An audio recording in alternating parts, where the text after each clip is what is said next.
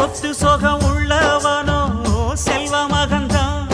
அவன் பஞ்சு மெத்த போட்டிருந்தும் முழிச்சு ஏங்குறான்.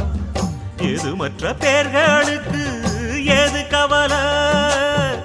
4 காசு வச்சிருந்தா 100 கவலை.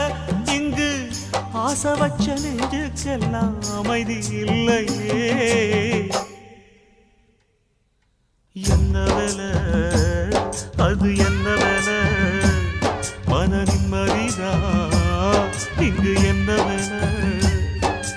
எந்த கடை அது எந்த கடை? அத விக்கிறது இங்கு எந்த கடை?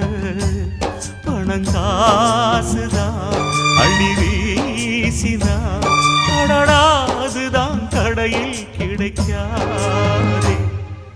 என்ன வேலை அது என்ன?